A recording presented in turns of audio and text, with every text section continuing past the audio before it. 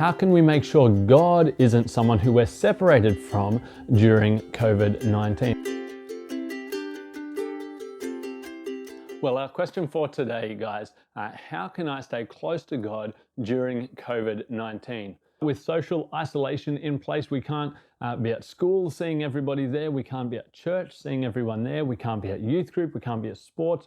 There's so many ways in our lives where we've been separated from people who mean a lot to us.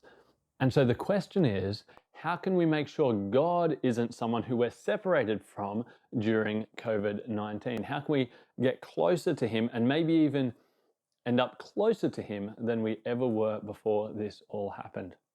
Well, I've got 5 tips for how to stay close to God during COVID-19. The first one begins with a reflection of my own experience of social isolation and being at home all the time. And that's this. There are some people in my life who I'm definitely drifting from, ending up less close to than I used to be. But there's some people in my life who I'm getting closer and closer to the longer this rolls on. And that's my immediate family, right? My wife and my 2 daughters, I'm actually getting closer to as a result of COVID-19. Now, why is that? It's because they're still present in my life, right? They are still here with me. And actually, I'm ending up closer to them because so many others are no longer in my life nearly as much as they used to be. And so my first tip for how to stay close to God is this: remember that God is still with you. And God hasn't gone anywhere. He is still just as close to you, and He's there all the time, no matter where you are.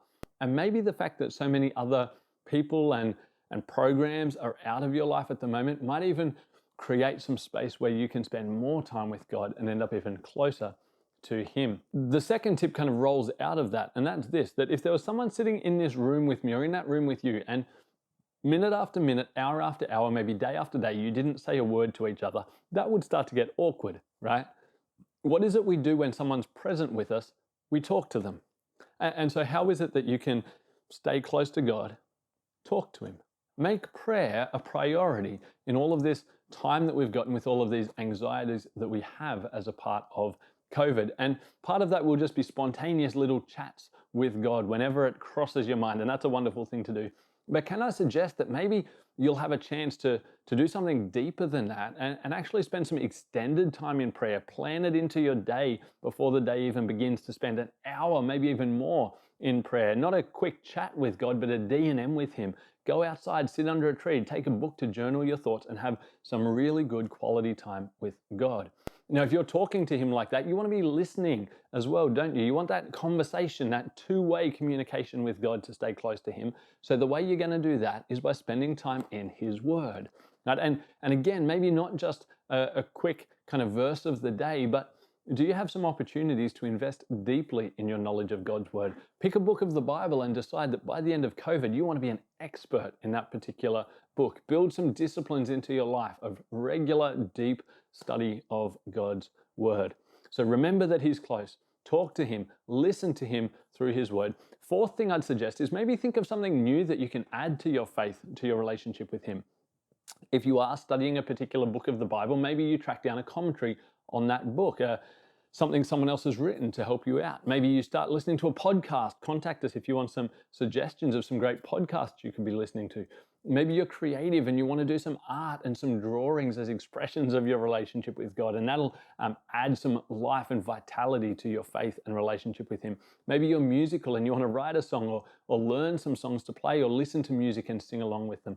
Think, is there something creative I can add to my faith, to my relationship with God?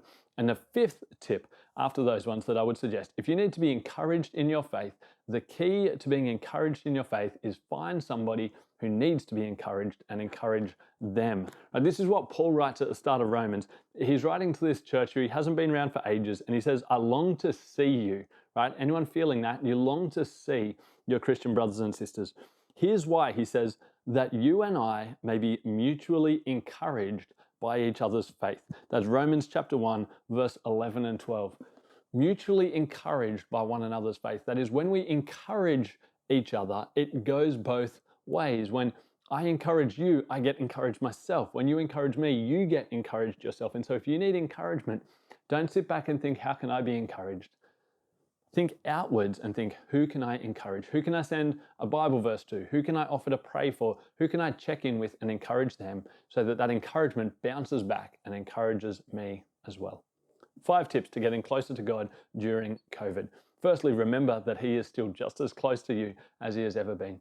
In response to that, talk to Him, listen to Him, add something new to bring some new life to your faith in Him. And lastly, find someone else and encourage them.